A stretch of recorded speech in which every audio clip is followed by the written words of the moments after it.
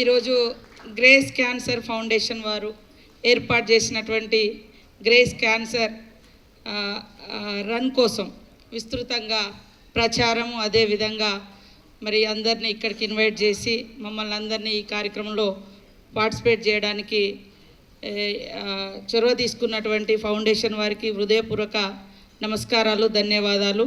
ముఖ్యంగా run for grace, screen for life అనేటువంటి ఒక విస్తృతమైనటువంటి నినాదంతో మరి యొక్క మంచి కార్యక్రమాన్ని నిర్వహిస్తున్నారు.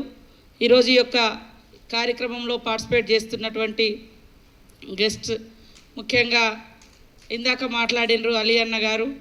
మరి డాక్టర్ గారు ఒక జబ్బుకే మందిస్తారు, ఏ జబ్బు ఉంటుంది, కానీ వారి నవ్వు అయితే మొత్తం మనసును, మైండ్ను, బాడీని మొత్తం హెల్తీగా ఉంచేది లాఫింగ్, నవ్వు. ఆ నవ్వు ఇచ్చే అన్నగారికి ధన్యవాదాలు.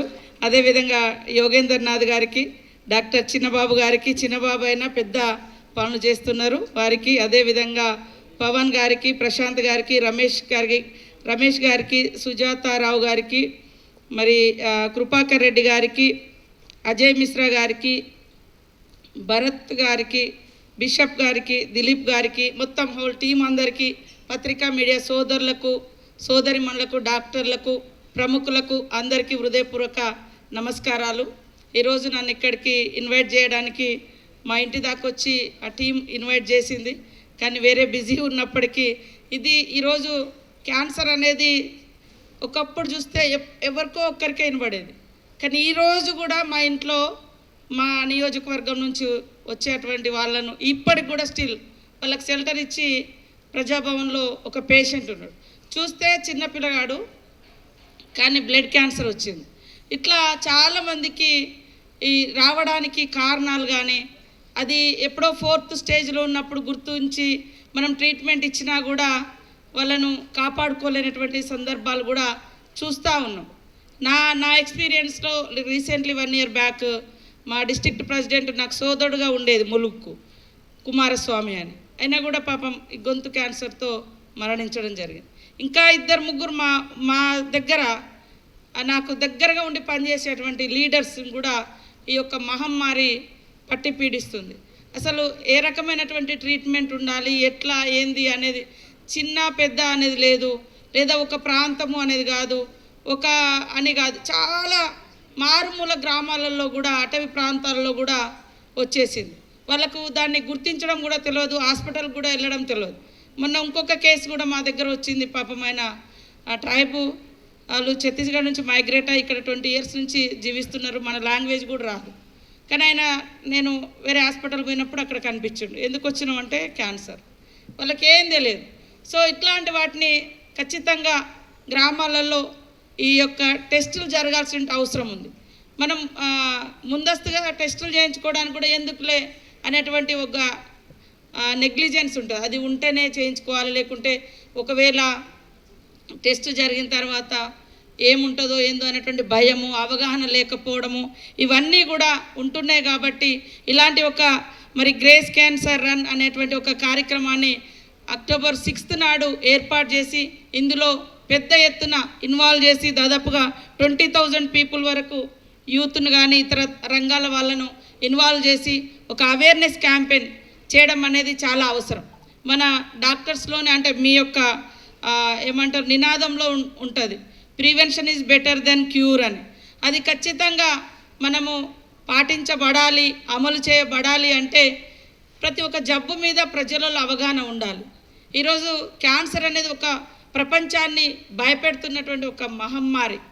అది వచ్చిన తర్వాత తెలిసిన వాళ్ళు కొంతమంది క్యూర్ అవ్వగలుగుతున్నారు, తెలియనటువంటి వాళ్ళు పాపం కళ్ళ ముందే చాలా రకాలుగా హింసకు గురై చనిపోతుంటారు. కాబట్టి ఆ మహమ్మారిని మనం తరిమేయాల్సిన అవసరము ఉంది.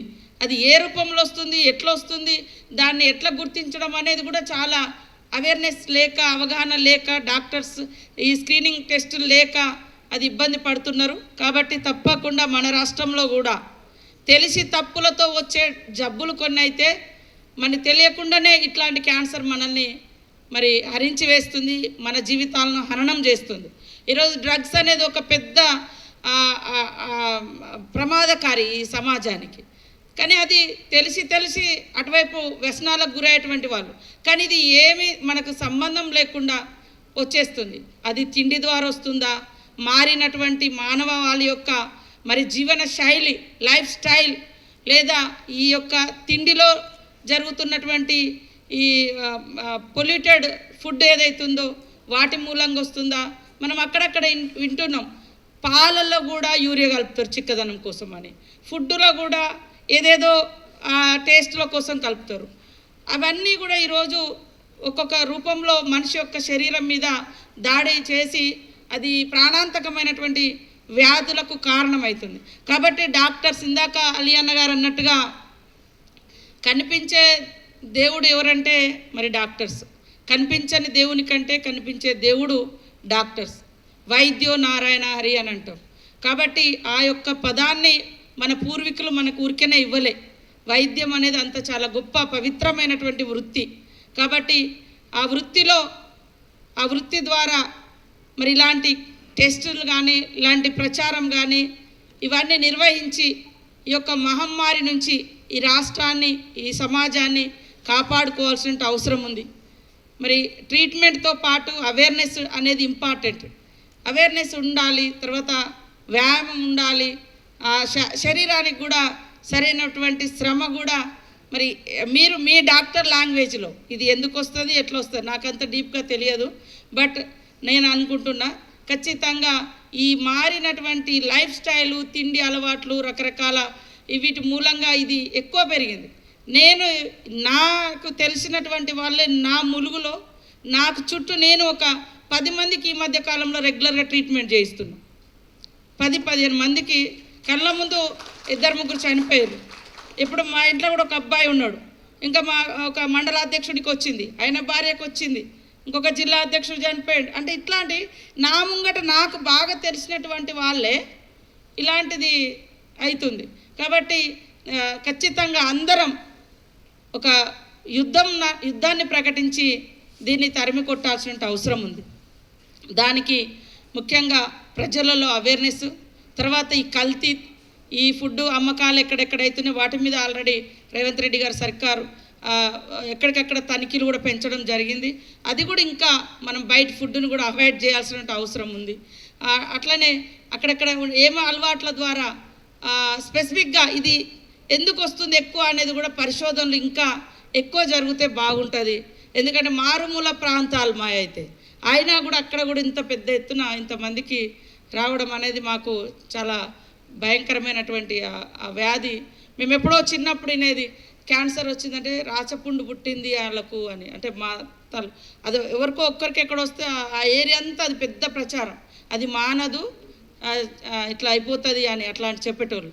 కానీ ఈరోజు ఇలాంటి జబ్బు అనేది ఇంత పెద్ద ఎత్తున ఈ క్యాన్సర్ వ్యాపిస్తున్న క్రమంలో ఖచ్చితంగా మరి గ్రేస్ క్యాన్సర్ ఫౌండేషన్ వారు ఇనిషియేట్ తీసుకొని మనల్ని ఇక్కడికి గ్యాదర్ చేసి దీని మీద రేపు ఆగస్టు 6th రోజు ఏదైతే run for grace, screen for life ఏ ప్రోగ్రామ్ అయితే పెట్టారో మనం అందరం కూడా పార్టిసిపేట్ చేసి సక్సెస్ చేస్తూ దీని యొక్క మరి అవేర్నెస్ కార్యక్రమాన్ని పల్లెల్లోకి, గ్రామీణ ప్రాంతాల్లోకి, అటవీ ప్రాంతాల్లోకి, పట్టణాలలో కూడా ప్రతి ఇంటికి చేరే విధంగా మంచి అవగాహన కార్యక్రమాన్ని నిర్వహిస్తూ ఈ యొక్క జబ్బు మీద యుద్ధం చేద్దామని తెలియజేస్తూ అందరికీ నమస్కారాలు, ధన్యవాదాలు.